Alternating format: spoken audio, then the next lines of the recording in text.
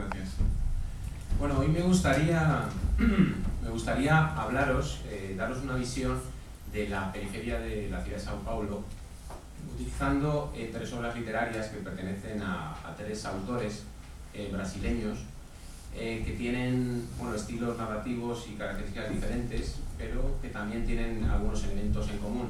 Estos tres autores, Luis Rufato, Fernando Bonassi y Ferrer, realmente no pertenecen a la misma generación literaria, aunque sí podríamos decir cronológicamente se encuentran más o menos cercanos en el tiempo, y además sus cuentos han sido publicados en las mismas antologías. Tenemos por ejemplo la de Geração 90, donde publicaron cuentos de Rufato y Bonassi.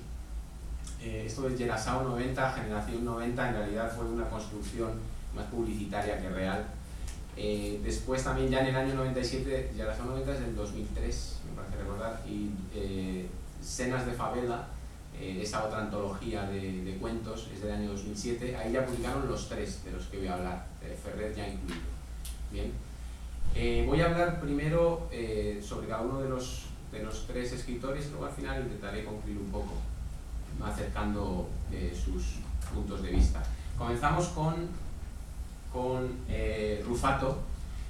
Luis Rufato es el único de los tres que no es paulista, él no es de Sao Paulo, sino de Minas Gerais, o sea que es casi como un inmigrante. Además sus orígenes, él era tornero mecánico, era obrero, y es curioso porque en toda su obra hay muchos personajes relacionados con que son inmigrantes, aunque él es de Minas Gerais, muchos son de nordestinos, ¿no? Aparece en su obra. Y también hay un elemento novedoso en la obra de Luis Rufato, a lo que hace referencia la estudiosa de literatura brasileña Carmen Villarino, referido al hecho de que en la literatura brasileña el personaje del obrero prácticamente es inexistente hasta la obra de Rufato, ¿no? Eso es una cosa a tener en cuenta.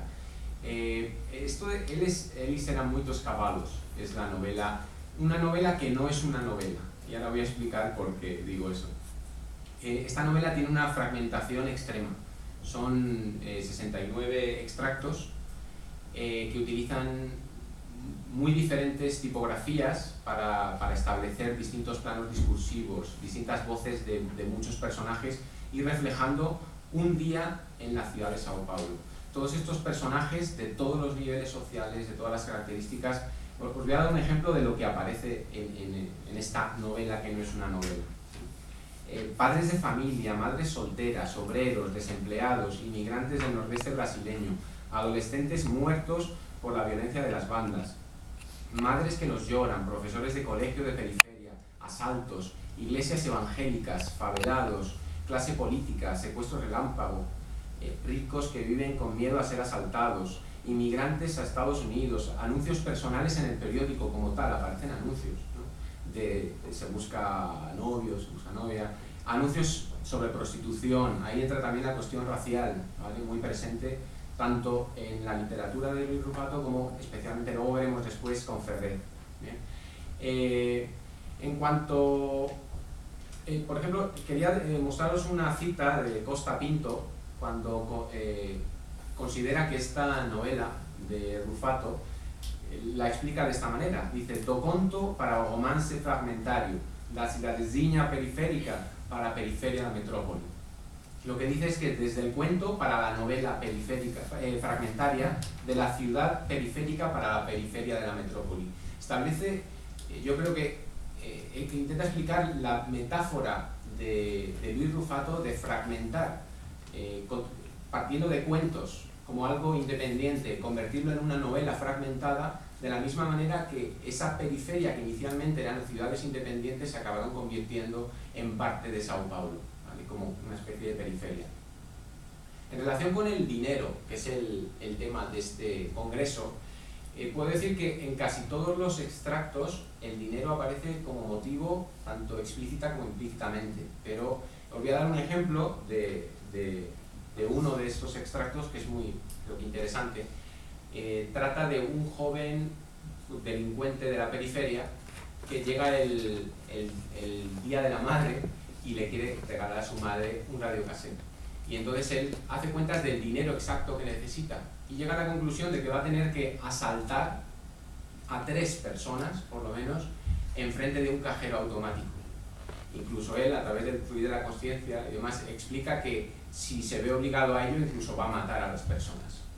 Entonces, a mí me parece, puede parecer a simple vista una frivolización del tema del dinero para comprar un radiocassette, pero yo creo que va más allá, que establece como la posición del dinero como esa barrera entre el individuo como tal y casi, no sé, una entrada en la sociedad, casi como su sueño, como algo tan normal como hacerle un regalo a su madre, ¿no? Pero por otro lado, claro, también es la reflexión de cuánto cuesta una vida humana, el precio de un radiocassette, ¿no? Yo creo que son unas reflexiones interesantes.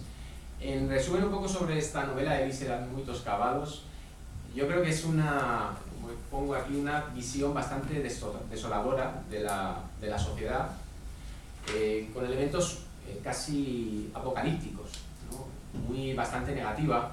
Aparecen también referencias a la mercantilización de la religión y de cómo se obtiene dinero de las personas que a lo mejor tienen problemas, tanto sociales como económicos, y también una imagen muy negativa de la clase política, a la que se considera completamente insensible a los problemas de estas personas y egoístas, ¿no? Para sus fines personales. He incluido una cita, la podéis ver aquí, la voy a leer, en la que un personaje de Luis Rufato dice: "Este é o país do futuro, Deus é brasileiro, onde ontem um manancial, hoje uma favela, onde ontem uma escola, hoje uma cadeia, onde ontem um prédio de começo do século, hoy un 3 dormitorios suites y 70 metros cuadrados".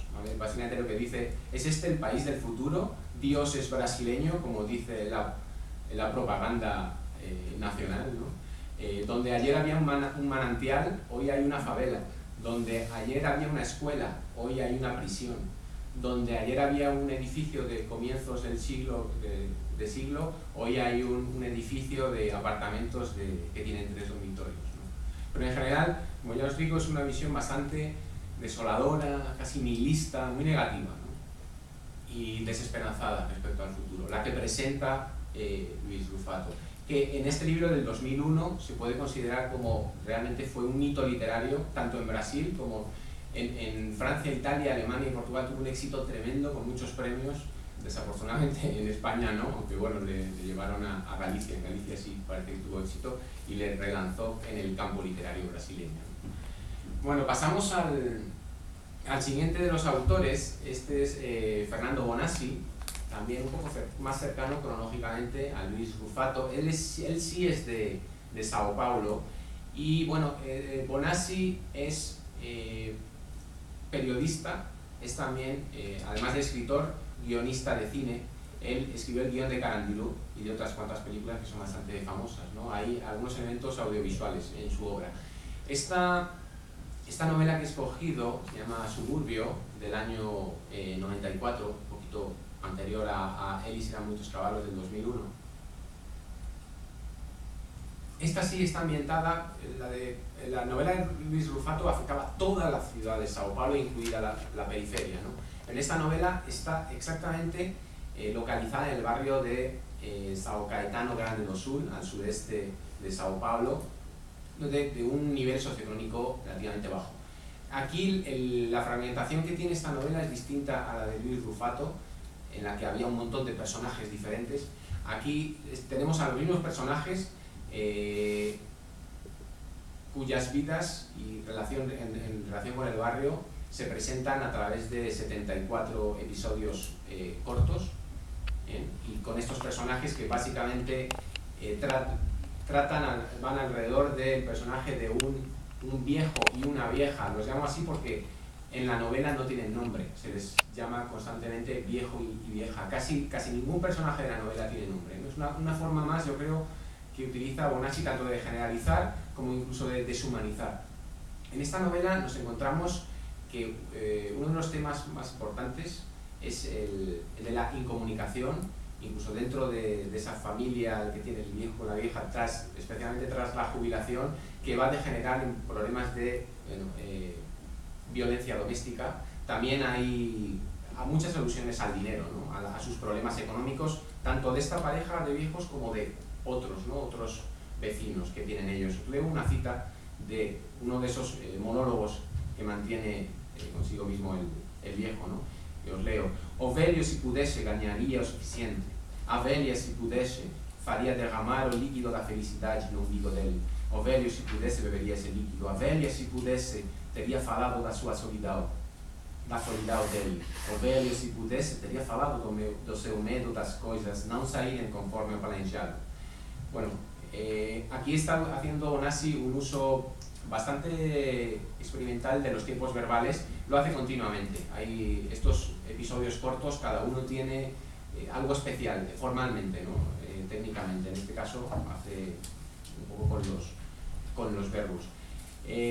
Como decía antes, refleja bastante los problemas económicos que tiene toda esta zona, este barrio periférico, y presenta a gente desesperanzada, gastando lo poco que tiene, que les quedan algunos en alcohol, familias de 4 o 5 personas durmiendo todos juntos en la misma habitación.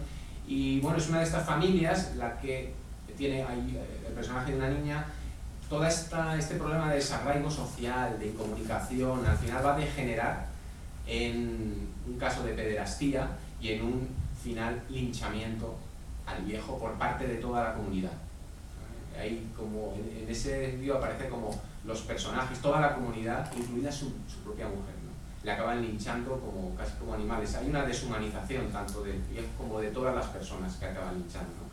Es otra visión como la de Rufato, también incluso más cruda que la de Rufato, ¿no? Por este elemento de linchamiento de la pederastía también, ¿no? Y también muy desesperanzada, pero también es como un grito de auxilio frente a los problemas que tiene la periferia, ¿no? Y ya voy a pasar al último de los libros, de los autores que quería tratar. Tenemos a Ferret, es más joven que los otros, pero también de Sao Paulo, y Ferret es un hombre que él va a escribir sobre la favela de Capão Redondo, el barrio favela de Capão Redondo, donde ha nacido, donde ha crecido y sigue viviendo. Es un hombre muy relacionado con la música, especialmente con el mundo del hip hop, y la mayoría de sus obras son autoficciones, son cuentos en los que él, autoficciones en el sentido terminológico de Dubrovsky. Él es el autor, es el narrador y es el personaje. Algunos de los hechos son ficcionales, él mezcla según le interesa también. Vemos que está muy presente la cuestión de la denuncia social, pero también del orgullo de periferia. Os he puesto una cita al orgullo de periferia, pero casi voy a pasar a lo siguiente para no alargar demasiado. Orgullo de periferia, clara denuncia social, pero el elemento más interesante que a mí me parece de Ferret es cómo aúna la cuestión socioeconómica y el dinero con la cuestión racial, que es tan importante en Brasil y especialmente en los lugares periféricos de las ciudades. Aquí tenemos cuestión racial, brutalidad policial, esta cita sí os la voy a leer. Dice, llega un policía a un bar, ahí en la favela, de una forma muy agresiva. Dice, é o seguinte, ¿por qué ese bar só tem preto? Dice, porque solo hay negros en este bar. ¿Vale? Un policía agresivo. Y entonces Ferret está allí, ese personaje Ferret, y piensa para sí, dice, penso en falar, sou do rap, sou guerreiro, mas não paro de olhar a pistola na mão dele. Dice, pienso en hablar, en contestarle, soy del mundo del rap, soy un guerrero, pero no puedo evitar mirar la pistola que lleva en la mano el policía. Esta referencia a la cuestión racial y a la cuestión también policial lo vemos reflejado en este otro gráfico que os he puesto aquí, donde aparece, si os fijáis, las partes blancas reflejan la población, el porcentaje de población blanca en esas zonas que están cercanas al centro, cuando en ese cinturón, mientras que en ese círculo concéntrico siguiente de la periferia vemos que los porcentajes de la población afro-brasileira son altísimos, ya superan el 50%. Hay una relación muy alta entre esa periferia, esos problemas socioeconómicos y la cuestión racial, muchas veces por la discriminación que sufren frente a las otras clases. Y ya para terminar, simplemente decir que este Ferret también hacía uso de... Él llamaba a la lucha, pero no una lucha violenta, sino una lucha a través de la cultura, a través de los libros. Pues decía que los libros habían puesto a la gente en una situación de periferia, y que los libros son los que probablemente puedan ayudar a salir a la gente de esa situación negativa y periférica. Y muchas gracias por